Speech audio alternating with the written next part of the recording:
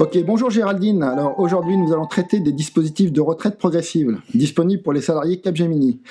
Donc, je décris rapidement de quoi il s'agit. Le dispositif de retraite progressive permet à un salarié de passer à temps partiel en touchant une partie de sa retraite, donc base et Agir Carco, via l'assurance retraite. Et l'autre dispositif, donc le contrat de génération, qui est un accord Capgemini, permet au salarié de toucher son salaire au prorata du temps de présence, plus un complément de salaire. Donc il est possible de combiner les deux dispositifs, c'est ce que nous allons voir.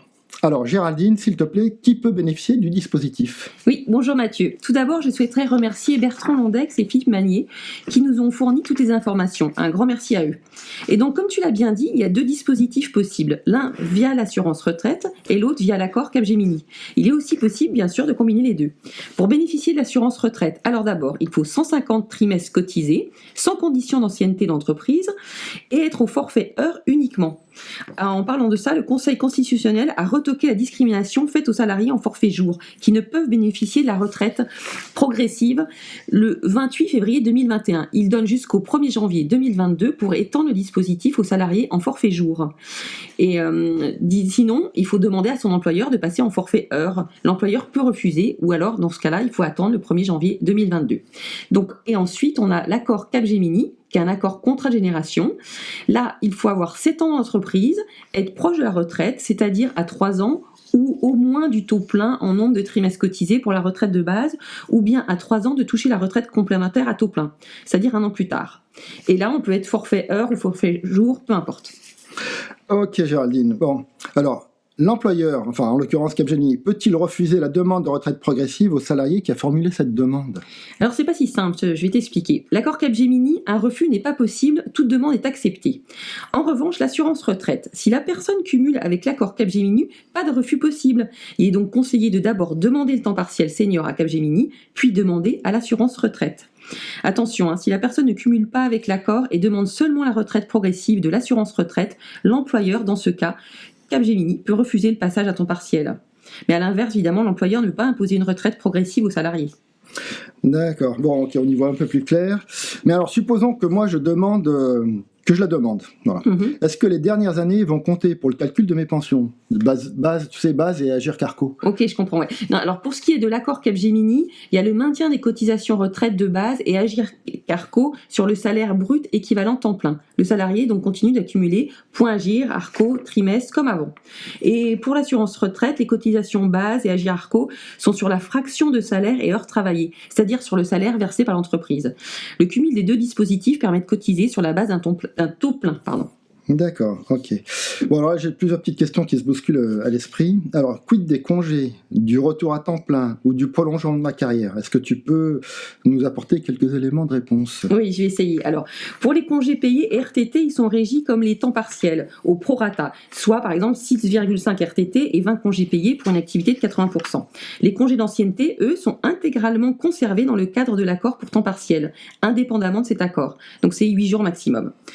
Et pour ce qui est de revenir à temps plein, en fait, il y a 2 cas possibles. Avec l'accord Capgemini, c'est non. Mais l'accord prévoit qu'en cas de circonstances exceptionnelles, surendettement, baisse de revenus suite au décès du conjoint, le salarié peut demander. Mais bon, la direction peut refuser. Et en revanche, pour l'assurance retraite, oui, sans condition. Et si le salarié souhaite prolonger sa retraite, selon l'accord Capgemini, c'est non, 2 ou 3 ans maximum. Le but est manifestement de se débarrasser des salariés âgés ayant atteint le taux plein. Tu m'étonnes. Et pour l'assurance retraite, eh bien, c'est oui, jusqu'à 70 ans, le salarié décide quand il part. Bon, c'est pas très simple. Bon, c'est pourquoi, c'est pour cela que nous avons fait une présentation qui est consultable sur le site internet et sur le podcast. Donc, Géraldine, concernant l'aménagement du temps partiel, comment ça se passe ? Alors, pour ce qui est du taux d'activité partielle, l'accord Capgemini, c'est de réduire de 20% son temps de travail. Donc, un temps plein, tu es à 80%. Et puis, pour les personnes qui étaient déjà en temps partiel, 80%, elles passent à 60%. Et puis, après, si tu cumules avec l'assurance retraite, c'est entre 40% et 80% du temps de travail. Allez, vas-y. Alors, sinon, le dispositif, on peut ou non changer son taux d'activité partielle ? Alors, là encore, ça dépend, tu vois, il n'y a rien qui est simple. Alors, avec l'accord Capgemini, c'est non, mais avec l'assurance retraite, c'est oui, à la hausse ou à la baisse, par simple lettre, à tout moment. Et pour le choix du jour de la semaine non travaillé, je suis sûre que tu vas me poser la question, et ben chez Exactement. Capgemini, un jour fixe dans la semaine, toujours le même, le salarié peut demander à changer ce jour fixe avec l'accord de l'employeur. Et dans le cas de l'assurance retraite, c'est le où les jours sont fixés avec... il y a des avenants qui sont possibles. D'accord, tu as bien anticipé mes interrogations. Alors par autant, j'ai d'autres questions, mais que l'on ne pourra pas traiter dans ce podcast, mais qui sont traitées dans notre présentation. Alors, juste un dernier petit mot, Géraldine, s'il te plaît. Pourrais-tu nous faire une synthèse ? Alors là, ouais. Ok, on va essayer. Une petite synthèse. Le dispositif de temps partiel senior de Capgemini est très peu appliqué. Alors, en fait, il y a moins de 40 demandes par an dans les dernières années sur un effectif de 25 000 salariés. Les mises en retraite sont également peu nombreuses, environ 80 par an. Donc, l'essentiel des départs, en fait, se fait par rupture conventionnelle. Le dispositif de pré-retraite progressive, est-ce qu'il est méconnu ? Est-ce que la rupture conventionnelle poussée par l'entreprise ou jugée plus avantageuse par les salariés ?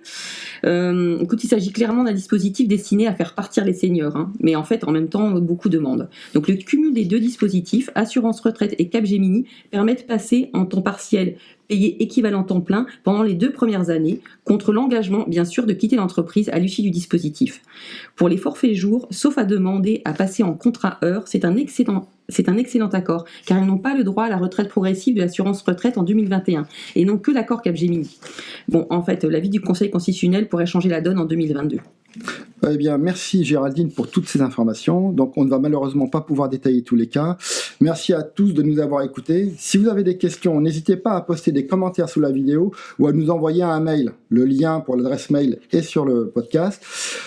Nous nous ferons un plaisir de vous répondre. Juste une dernière petite chose, vous avez tous les liens discutés lors de ce podcast qui se trouvent dans la description.